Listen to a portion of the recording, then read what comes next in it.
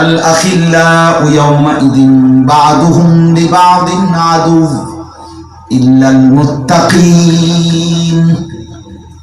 আল্লাহ বলেন তাকওয়ার বন্ধুত্ব, ঈমান আমলের বন্ধুত্ব, সেটাই থাকবে বন্ধুত্ব। যে বন্ধুত্ব নেক কাজের, সেটা কবরেও বন্ধু, হাসরেও বন্ধু, মিজানেও বন্ধু, ফুলসেরাতেও বন্ধু, জান্নাতেও বন্ধু।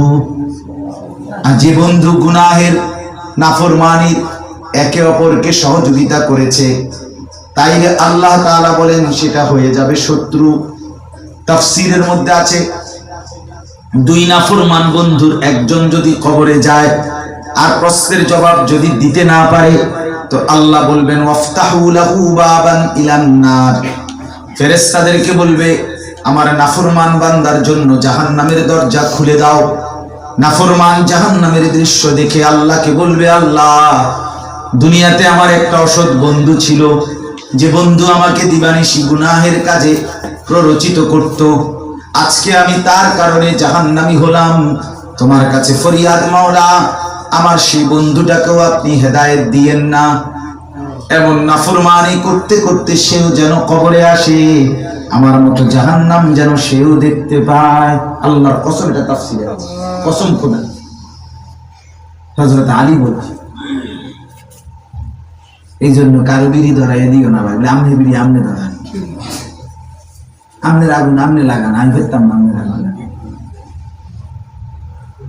হ্যাঁ, সুদখোর বাকিদেরকে আরো উৎসাহিত করে, আপনি আমাদের কাছে আসবেন তো যথেষ্ট সুযোগ পাবেন, আমরা আপনাকে যথেষ্ট আপ্যায়ন করব।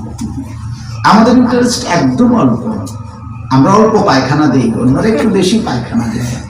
আমাদের পায়খানা প্যাকেট জাত পায়খানা, খুললে শুধু দুর্গন্ধ, এমনি হাতে নিলে তেমন দুর্গন্ধ লাগে না। বাবা, আপনি নিশ্চিন্তে আসতে পারেন, সানন্দে আমাদের সেবা নিতে পারেন। আপনিও বরবাদ হবেন, আমিও বরবাদ হব, মিলেমিশে একসাথে আগুনে পড়বে। শুদ্ধ বলে শুদ্ধ, সিটার বাটফার শুদ্ধ বলে আমার মানে কলিজাটা জলে। বিশ্বাস করেন, আমি এমনি শুদ্ধ কথার বিরোধী না, কথা শুদ্ধ কথা কবে না, অসুবিধা কি? শুদ্ধ কথা তো আমরাও কইতে পারি। বাটপার তুই কি লেগে শুদ্ধ কথা কইছিস? হারামখোর নাফরমান কেমন শুদ্ধ মারো বেটা, দুঃখ লাগে না? শেষ তো। এবার নেক কাজের বন্ধুদেরকে, এই নেক কাজের বন্ধু কিন্তু স্বামী স্ত্রী হইতে পারে।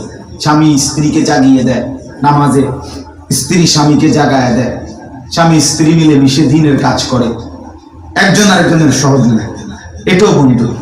এই সব বন্ধুত্ব, এই যে তোমাদের এই বন্ধুত্ব যদি ইনশাআল্লাহ আল্লাহর জন্য, দ্বীনের জন্য, ভালো কাজের জন্য হয়, কসম আল্লাহ, এই সম্পর্ক, এই বন্ধুত্ব টেকসই বন্ধুত্ব। এই বন্ধুরা মিলবে ইনশাআল্লাহ জান্নাত। আমাদের সাথে বন্ধুত্ব কিসের ভিত্তিতে? ঈমান আমলের ভিত্তিতে। নাহলে আমি কোথাকার, তুমি কোথাকার, সে তো এতবার বললা যে আমারে মহব্বত করো, সবাই বললেন, তো কেন? এটা ঈমান আমলের মধ্যে, ঠিক না বলে?